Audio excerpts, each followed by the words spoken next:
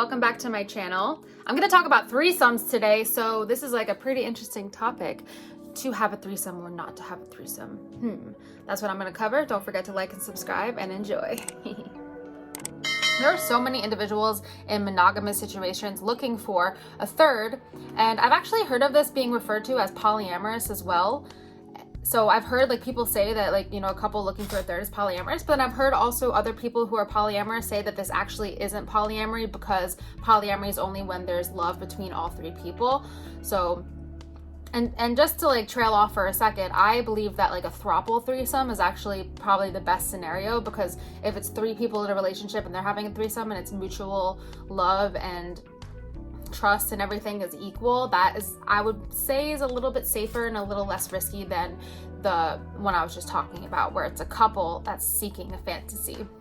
So I am obviously, if it's not obvious already, I am a pro threesomes if there's communication, and I'll get more into that later. But some sexologists that I look up to are not pro threesomes. For example, Dr. Ruth. I look up to Dr. Ruth a lot. She is friends with my uncle. She is a iconic sex therapist. She's amazing, but she calls herself a square. Okay.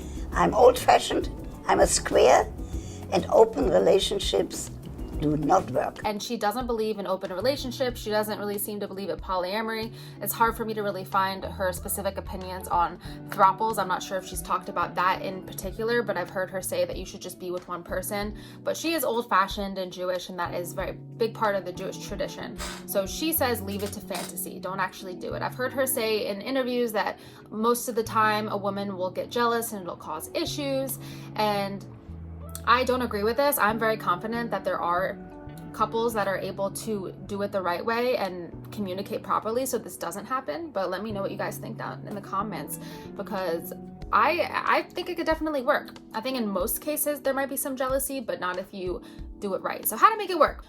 Like I said, you must communicate about why you want it. Like, you should both talk between the two of you. Like, why is it that we want to have a threesome? Is this something that's benefiting both of us, or if it's just for one person? I think if it's just for one person, that could kind of lead to negative emotions like jealousy, insecurity, worry.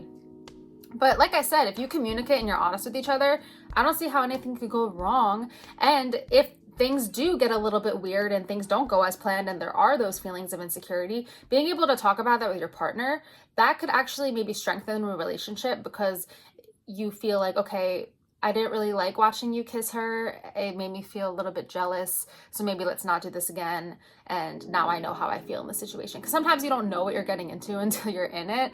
But like I said, you don't want to feel like you are pressured. Like, I feel like that's where it's like, I was actually watching this interview by Cardi B, and I'll show you a clip of it, but she was saying that she actually doesn't like threesomes, even though she's attracted to women and she's bisexual. When it's the three thing, it's just like a show. She likes having sex with a woman one-to-one, but she said that every time she has a threesome with a man and a woman, she always feels like it's for the man to score some cool points with her man, and it's like a performance and they're doing it for his pleasure. I don't think you should ever feel that way. Like, she prefers it to be intimate just with the man or just with the woman, because she feels like she's doing it for the pleasure of the man. I think that's an unhealthy way to go about it, unless it's like a casual sex altogether. But if you're in a relationship with someone and you're looking for sex outside of the relationship and it's just for one person's benefit, I can see how that could be kind of toxic and cause fights and problems and drama, and we just want to avoid all that. It's fake, like porn.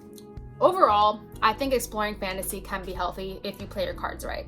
But of course, sometimes things don't go as planned, but I'm going to play devil's advocate for those therapists and sexologists that say that it's always a bad thing. I don't think it's always a bad thing. I think it could be healthy. It could even make the relationship stronger. It's all about communication and transparency. You don't always have to keep it to fantasy. And I honestly think that it works better if the woman is attracted to women, because like I said, if it's one-sided, then that could be a little bit of a slippery slope into negativity.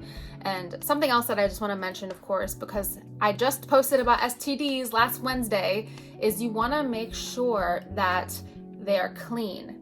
So like I've said in my last video, which you should go check out, I'll put a thing for it up here. Instead of saying, are you clean, ask, have you been tested? And this is really important, because why would you want to bring STDs into your relationship? That's terrible. And people often get drunk and don't think about it. So I just wanted to remind you of that not so sexy sex fact. So thank you so much for watching. Please comment below with anything that you might think. Do you think threesomes are a good idea, bad idea? I would love to hear what you think. Please don't forget to like and subscribe. I post every Wednesday and Saturday, and I will see you in the next video. Thank you.